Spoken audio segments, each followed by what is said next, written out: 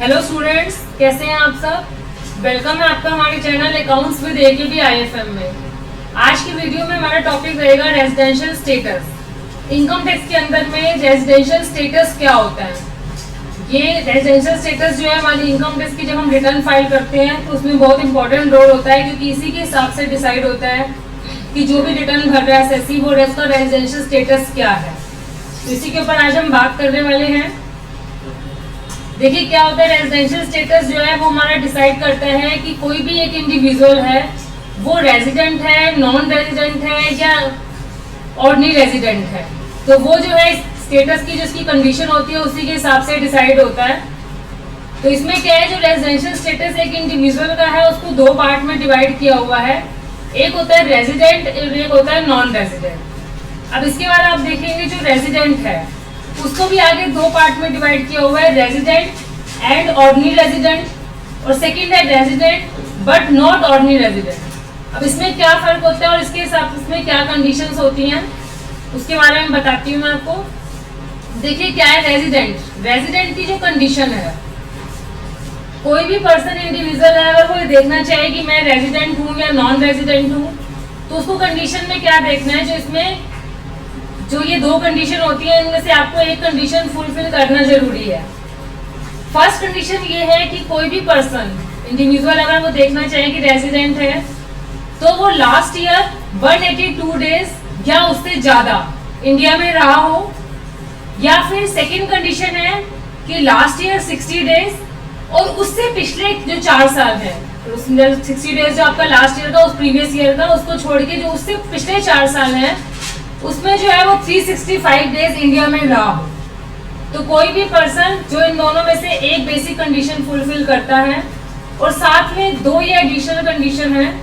वो additional condition क्या है कि 10 साल में लेके पिछले साल को छोड़ के उससे पिछले 10 साल में 2 साल वो इंडिया में रहा हो, या फिर 7 साल में मिला के 730 दिन इंडिया में रहा हो। तो कोई भी पर्सन इन दोनों कंडीशन को फुलफिल करता है और एक बेसिक कंडीशन को फिल करता है तो वो इंडिया का जो है रेजिडेंट माना जाएगा, यानी उसको हम ऑर्डिनरी रेजिडेंट बोलेंगे। अब सेकेंड इसमें आता है resident but not ordinary resident. इसके अंदर में क्या होता है कि कोई भी पर्सन बेसिक कंडीशन में तो एक फुलफिल कर रहा है, यानी 182 डेज वाली, या फिर लास्ट ईयर 60 डेज और 365 डेज जो 4 ईयर्स में है उनमें से कोई भी एक तो फुलफिल हो रही है, बट जो एडिशनल कंडीशन है हमारी दो वो फुलफिल नहीं कर पा रहा तो वो इंडिया का नॉट ऑर्डिनरी रेजिडेंट माना जाएगा, उसको हम ऑर्डिनरी रेजिडेंट नहीं बोलेंगे। तो ये दो कंडीशन हो गई रेजिडेंट और नॉट ऑर्डिनरी रेजिडेंट के लिए। अब इसमें एक एक्सेप्शंस आती हैं।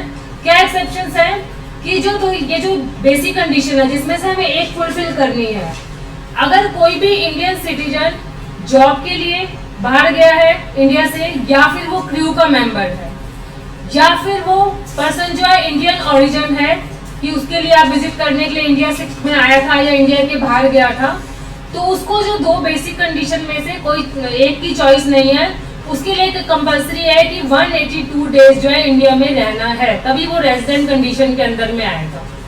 अगर नॉर्मल कोई यहीं पे रह रहा है तो उसके लिए ऑप्शन है कि बेसिक कंडीशन में से कोई भी एक फुलफिल कर सकता है, और अगर वो इन दोनों की वजह से इंडिया से बाहर गया है जॉब की वजह से या फिर इंडियन ओरिजिन की वजह से, तो उसको कंपल्सरी है कि बेसिक कंडीशन में 182 डेज के लिए इंडिया में रहना है और साथ में दो एडिशनल कंडीशन जो है फुलफिल करनी है। इसके बाद जो नेक्स्ट हमारा नॉन रेजिडेंट का है उसमें क्या है कि कोई भी पर्सन इन दोनों में से एक बेसिक कंडीशन भी और साथ में एडिशनल कंडीशन भी, कोई भी कंडीशन को फुलफिल नहीं कर पा रहा, वो कभी इंडिया में कभी इंडिया के बाहर, कभी 1 मंथ के लिए कभी 2 मंथ्स के लिए, तो वो जो है नॉन रेजिडेंट माने जाते हैं। तो इस तरह से जो हमारा रेजिडेंशियल स्टेटस है 3 पार्ट में डिवाइड होता है, और इसी के बिहाफ पे फिर हम देखते हैं कि हमें इनकम टैक्स पे करना है तो income tax resident, non resident को और नॉट ऑर्डिनरी रेजिडेंट को इंडिया में किस हिसाब से पे करना है। तो उसके लिए हम अपनी नेक्स्ट वीडियो में बात करेंगे। अगर आपने जो हमारा चैनल है सब्सक्राइब नहीं किया अभी तक तो आप हमारे चैनल को सब्सक्राइब करो और अपने नोटिफिकेशन को ऑन करो ताकि आपको आगे की वीडियो भी देखने को मिले। और वीडियो कैसी लगी आप उसको जरूर बताना कमेंट में, और अच्छी लगी तो आगे शेयर भी करना। Thank you.